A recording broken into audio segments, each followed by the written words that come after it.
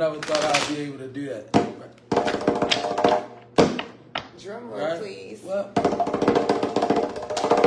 the things you tap into when you move into your North Node. Ashe Tribe. I pray everyone have a fruitful as well as an eventful day. I haven't said that in quite some time. It almost feels like a cliche, but it became one of my defense mechanisms. I used to do a lot of spiritual warfare at the beginning of our ministry. And sometimes I really just didn't feel like doing this, right? I find enjoyment in it now. But I remember it was a time when I would just be like, I hope everyone had a fruitful as well as an eventful day, right? And I would be having the most terrible day of all, right? So how do you feel now? How do you feel nowadays? I feel strong. I feel like, the substance of things hoped for and the evidence of things unseen, which is faith. And it's been times when I've learned to survive off my fill of faith. And I watched it bring in like Six of Swords energy, like calmer waters. Like I really watched that take place for me. So that's why I'm so adamant about getting the messages out, and I'm so dedicated to it. Because I remember it was a time when I needed help from someone. I needed help to know who I was. It was people in my life, y'all, that knew who I was spiritually, even when I didn't know. So imagine living in that world where you don't even know who you are. You feel these amazing things, you feel this potential, and everyone sees a potential in you, but it's often misplaced. So it's like, that's why I strive so hard, and that's why I'm persistent against all kind of energies. Like, it's been big spell work thrown. It's actually people now. I was getting some energies in my sleep state, just some messages, and I remember two of them distinctly, and one of them was that, there were people who were doing baneful magic, and they were wondering why it wasn't working. And then they were warned, they were told, like, well, it's not working because this person holds energy, like, basically, a Hierophant energy, like, that we occupy that space. So it was people that was like, well, I don't believe that that's his energetic signature, so I'm going to keep on pushing with the spell work, right? And they cooking up these spell works. And then it was another one that was eerie, because it was like a person threw very baneful dark magic at me, and I was able to align myself, and I was able to walk through it. And then now it's the admiration that comes, which is weird. Like, it's really weird shit. It's like people will set out to hurt you, and then when they realize that God is really with you, then they admire the fact that they did the best devil's energy and it didn't work. So now it's like they want to know what kind of magic trick you work with, or what kind of darkness do you associate with. Well, the smart ones, they come back and apologize. Yeah. Hold themselves accountable, and we move forward, right? And we do. And we got some downloads. It's been a while since I've been able to really connect with Facebook with the downloads.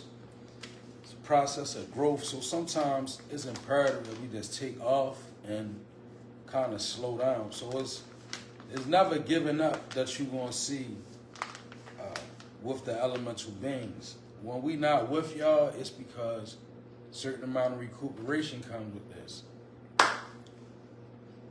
So I'll jump into the first download, and then I'll let her go. And it's very deep. How we perceive God comes from the way that we conceive God. The etymology of conceive is basically to draw a mental representation of a thing. That's called the etymology of the word conceive. So each and every one of us, we perceive God through our conception of God, right? And I'm going to show and prove to you how. Spirit gave me this download. It's very powerful. You might want to write it down. Okay, so if a man is taught that God is the all-forgiving, right? Imagine what happens to that man in life. I'm going to show you. A man who believes that God is all-forgiving is a man that will often test his limits in life, because he will find himself, God is the all-forgiving. So that's the most powerful conception of God that this man will have, is that God is the all-forgiving. A man like that won't ever have the discipline required, because he's going to push the limits towards being forgiven, right? And this is why a lot of times unlikely ministers, they preach forgiveness overtly and they feed forgiveness when God is never the energy of forgiveness. But if you perceive God to be all forgiving, it's always going to lead you to the cycle of needing forgiveness, because you're going to feel that God is bigger to you in that moment. Now, I'm going to do a parallel, as in Orisha. If you believe in God to be an energy that can assist you, right, then you won't need forgiveness, because you'll be receiving assistance. So when you look at God as an energy that can assist you, it causes you to strive, because you know that I can do it and God will work with me. When you in that energy, it's not no time to view God as a forgiving God or all forgiving, right? Sure, it's cool to make note of it, but you had people that, and I'm breaking this down, is basically putting on the view of Islam, the view of Vodou, and the view of Christianity. I'm kind of putting them on display, so to speak. Now, in Vodou or whatever, you know, they believe that gods are the form of Orisha energies. They assist you. They work with you. So what does that cause the human to do? That causes the human to put their vessel in an honorable position, right? Because they have to respect their relationship with the way that they perceive God. See, they perceive God the way they conceive him, right? And now, last but not leastly, the person that views God as their Lord, right, and master, this person is a person that lives with a lot of repression, right, and can also be bound by limited beliefs, because they won't veer into the energy of God assisting them. They'll stay in the energy of a slave unto Lord and Master, which God is Lord and Master. But what I'm giving you, the perceptions, right, that we conceive God, we conceive him. And this is where we have a problem, because if God is trapped in my perception, and this is the way I conceive him, remember the etymology of conceive is to draw a mental representation of. So if I draw a mental representation of God and I perceive him that way, I will never be able to embrace or understand the way another person embraces God. So I won't be able to have a unified relation. That puts you outside of the first law of the universe, which is the law of divinity and oneness, right? See, everything is related. So if I can't look at this brother or this sister, and they may have on the 3/4 of cloth, right? And I might look at the sister and say, well, why is she wearing that? It's hot outside, right? That's because that's the way I perceive it, right? Now, I'm not leaving room to relate to her, because I'm already adverse. I'm not approaching it with a level of understanding, right? Now, the proper way, I feel Spirit is saying, to approach people of diverse cultures and religion is to reach for understanding in the form of oneness. Like if you see it and you why not question her? Like, excuse me, I just wanted to know why you're dressed like this. It's kind of warm. If you don't really know, and be open for an answer, but don't knock people. It blocks the relation. All right, and number 2 is stop looking for validation in spiritual matters from humans when the best a human can offer you is guidance. A human can't validate nothing about you spiritually.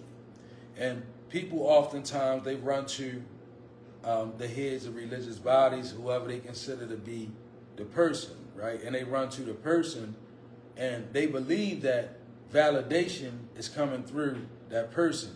It will never occur like that. And so many of us are misguided like that. Listen, the only thing another human can offer you, no matter if you view them as being up here or down here, they can only offer you guidance towards spiritual validation. They can't say, you can move in this spiritual area. I give you permission to.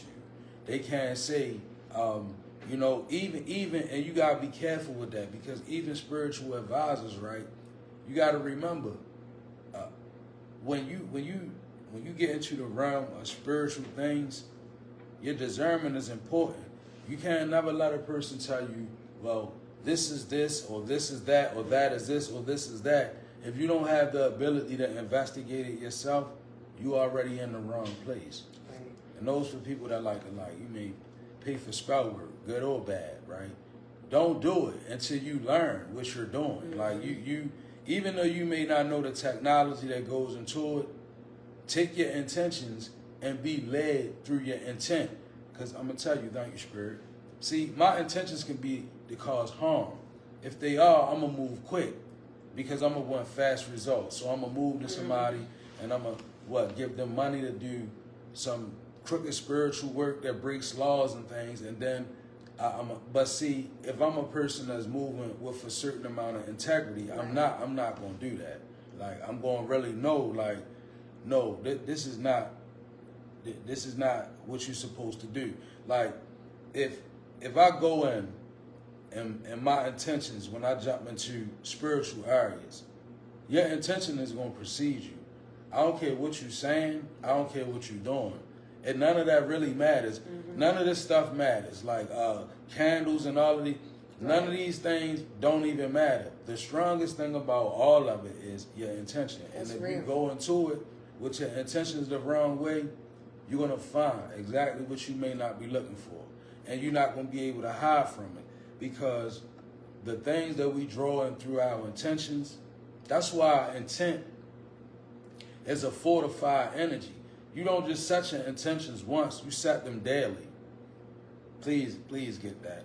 Like, because people will go in and they think they got right intentions, then you get halfway down the world and your journey and you doing all of this other stuff and you think your intention at the beginning is protecting you. It won't. Your intentions had to be set and reinforced, like, you know. And checked. Yeah, right? Because you're going to be tested. You have to check your intentions sometimes. Like, why am I really doing this, right?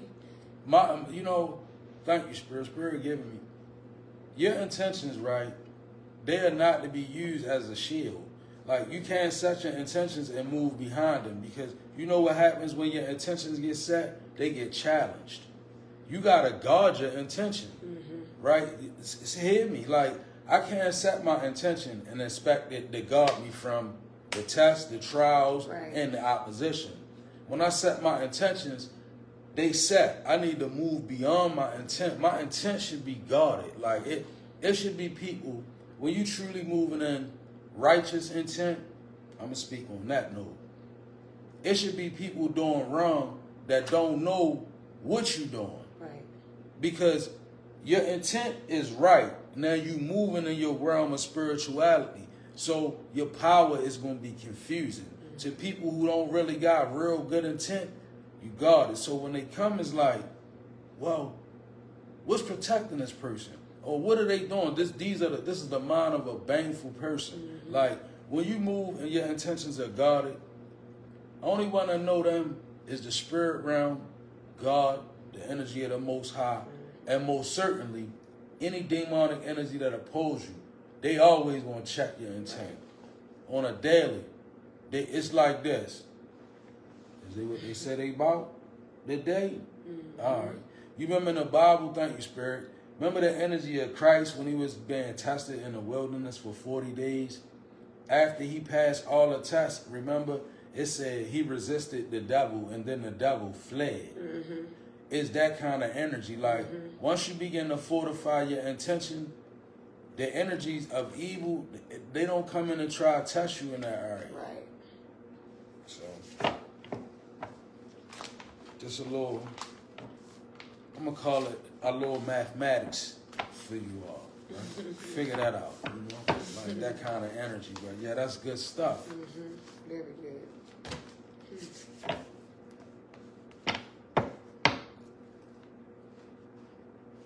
So, let's see.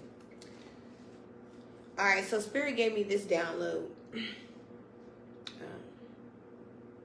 And I feel like it's really going to resonate, you know, if you find the deeper part of your heart space, you know, where the truth lies, I feel like this could resonate. You know, you must put in the same amount of work. You must put in the same amount of effort as the person who receives the type of credit that you desire. Whoa. Okay, I'm going to say that again. You must put in the same amount of effort as the person who receives the type of credit that you desire. Okay? Yeah. That's serious. Yeah. And again, this comes from, you know, me and my conversations with my children, you know, and I was explaining that, you know,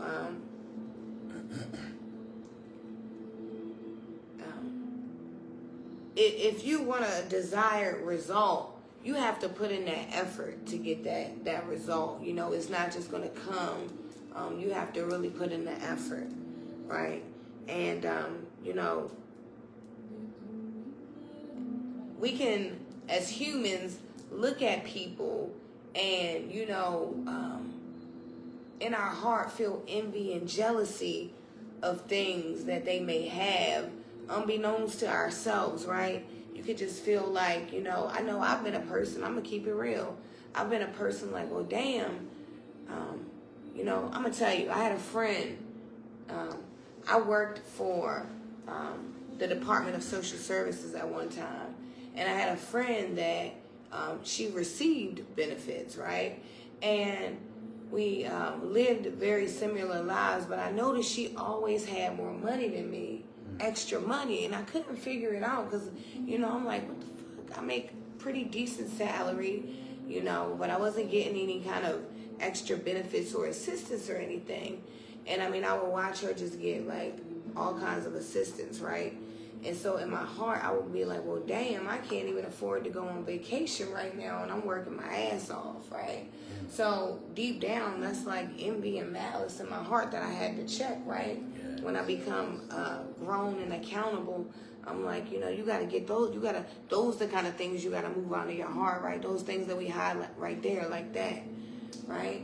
So, you know, I thought it was important when I was talking to my child, right?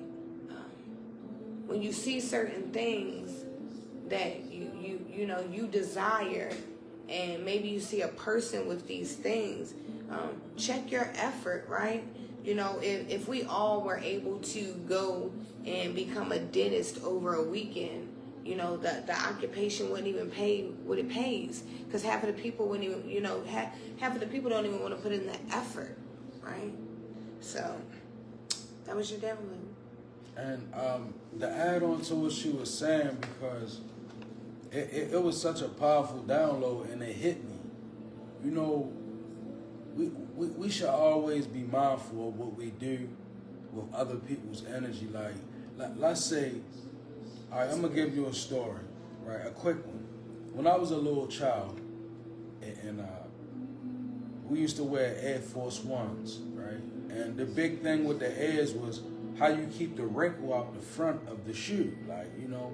So it was a guy I grew up with, and his shoes were always crispy, right? And I would try to walk a certain way, and I could never keep my shoes. And everybody say his shoes don't never get the wrinkle. Catch me in my And then you know what he told me one day? He was like, I put an inner sole in the top of my shoe. I cut it and I put it in the top of my shoe, so when I wear it, it don't let the shoe bend, right? And I was like, wow, right? You know what I'm saying? It was like you would have never thought that much effort went into what appeared to be perfect on him and natural. I tried to achieve. I didn't know his effort. That's like with people. Like if you see a person that's doing something, and they used to call it biting back in the day, right? And that's a perfect thing, like, because it's like taking a chunk out of some people's energy, like. But when you use people's energy and they working hard and they putting in the effort, and you steal any little facet of their energy, it could be something that you know you coveting. It could be lipstick. It could be the way you move. Anything that you can see them. When you do that, the universe sees it, and it's a nasty energy, right?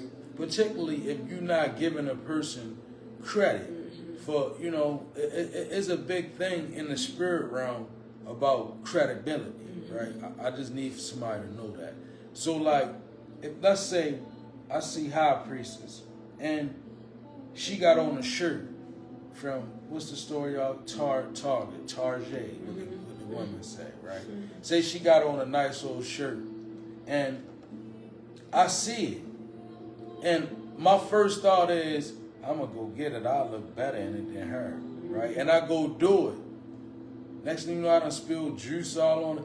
But I say it's a nasty energy, because the appropriate energy would have been to be like, that's a nice shirt. I probably gonna get me one. Like, you know, that's the kind of exchange that's adult. That's the kind of energy that make the ancestors be like. Because we always under micro scrutiny. The universe is always watching. And your ancestors, they are venerations of nature. So best believe that. Like, the big higher ups ancestors, they always present. Right? So let's clean it up.